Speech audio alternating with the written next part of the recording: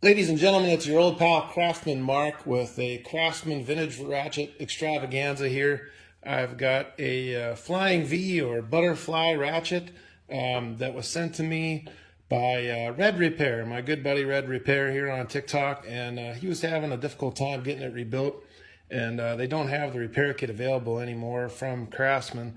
And me being the ratchet hoarding psychopath that I am, I actually had some pretty good parts kind of squirreled away, and I told him just go ahead and send it to me, and we'll get her all fixed up. So this is that ratchet, and it happens to be his first ratchet that he ever got, and it's a 1959. They made these ratchets from 1959, and they appear in the catalogs till 1964. But I've heard a few people say they made them all the way along to 1966, and they're the V series. And if you look, it actually has the V right on the handle, and they were made, of course, in the good old US of A. And a lot of people don't realize this. They were actually made at Moore Drop Forging in Springfield, Massachusetts. So not a lot of people realize that, but they get bagged on a lot. People say they're old and clunky. Of course, they're not fine-tooth. But the things are damn near bulletproof, indestructible unless you reef on them. With a breaker bar or something. At the time when they made these things, you didn't have to be a goddamn contortionist to change a fan belt on your car, too. So, I mean, they didn't have to be the, low profile, sleek things they have today. The other thing I was going to mention, just Craftsman tools in general kind of get bagged on sometimes. And to me, they're kind of like, I don't know if everybody will get this analogy, but they're kind of like the 30-30 rifle of tools. These guys today have the 7mm, Magnum, and the 300 Winchester short mag, and all these fancy cartridges. When in reality, a 30-30 probably is responsible for killing more deer in the United States than any other cartridge, combined. And in the same way, I think Craftsman tools are probably responsible for fixing more cars and driveways than all the other truck tools combined. Do I have any empirical evidence for that? No. Am I just shooting my mouth off? Absolutely. That's exactly what I'm doing. So I'm going to go ahead and just go step by step. Okay, step one is going to be disassembly. So first thing we're going to do is take this snap ring out of the front here. I like to use these angled Nipex. They work pretty well. You're just compressing that and lifting it out. This thing is super clean, but if it isn't, and you got one that's old and gunked up, here's a tip for you. You can see that there's a groove that the snap ring rides on, and if they're old and gunked up, crap gets in there, and it prevents you from compressing the snap ring and pulling the head of the ratchet out. So what you do is get a pick, and you put it right inside the groove, and then spin.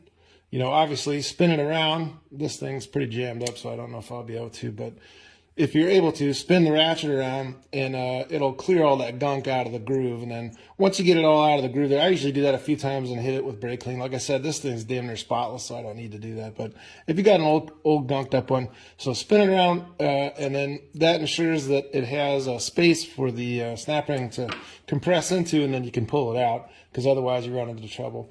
So after you've done that, go ahead and compress the snap ring, and it should pull straight out like that. We'll take the cover plate, set it over here. This is caved one way. I don't know if convex or concave. I don't remember which one's which, but it's flat on one end and curved on the other. So just kind of make note of that the flat end goes down. And then the anvil there, we can see why there was trouble. Looks like a couple teeth folded over on the gear there. And like I said, these things are so burly, I'm guessing there's probably a pipe involved and probably some pretty good curse words would be my guess. So that is where the trouble lies, but no problems. We got a new one to throw in there, so that's a pretty obvious one, so good deal. Everything's in pretty nice shape. Okay, so that side's off, and we'll flip it right over to the other side here. And once again, you could use these. Some people like to use this style straight up, but I've had pretty good luck with this. So Probably never work since I'm looking through the phone now. So there we go. She just pops right out, and then when you pull this out, make sure you see how it's oriented here, and sometimes these things just want to fly right out, so don't flip the ratchet over or anything because that ball's in there. So I'll put my hand underneath.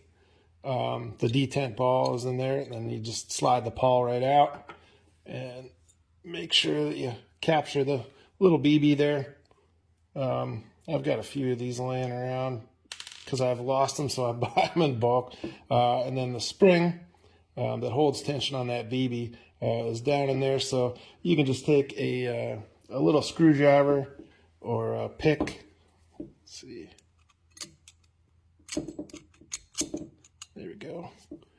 That pops that right out. All right, guys, I got it all cleaned up, and we're ready for part 2, reassembly. One thing I wanted to mention real quick is I make these little tools, just a 90-degree angle piece of metal, virtually anything will work, and then just kind of grind them smooth on a bench grinder.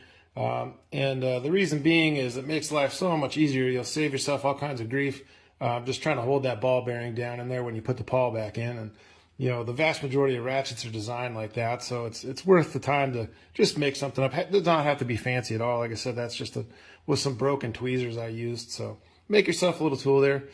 Step 1 for reassembly is put the spring back in.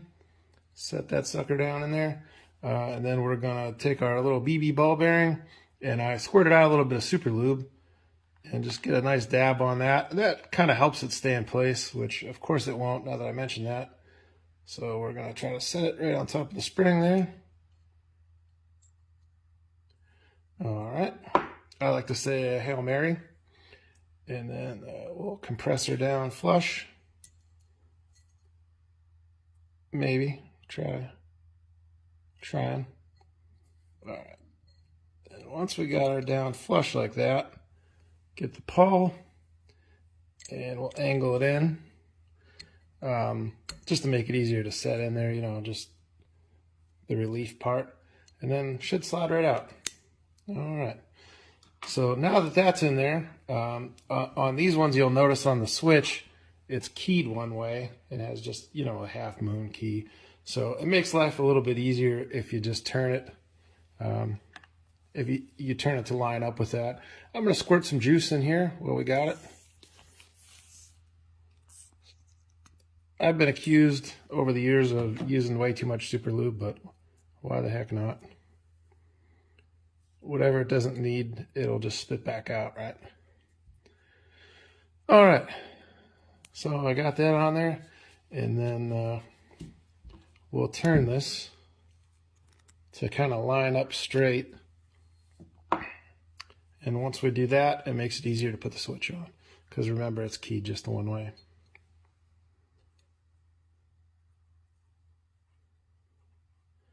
All right. You can apply a little bit of pressure.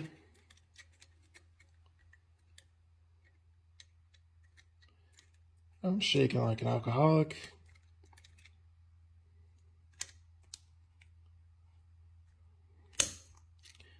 And there we go. All right.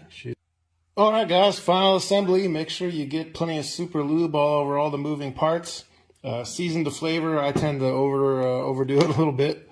I got the wheel all greased up. A lot of times if you put it in neutral, they go in just a little bit easier.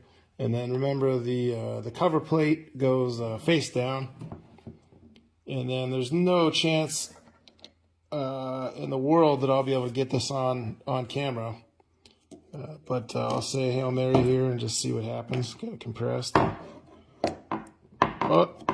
I don't know if it happened or not. Let's see. I think it might have done it.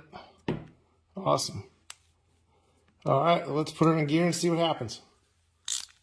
Oh, yeah, like butter. Effortless transition, the old Craftsman duck call. Good for another 60 or 70 years, probably. All right, thanks for hanging in there and watching, guys. Happy wrenching.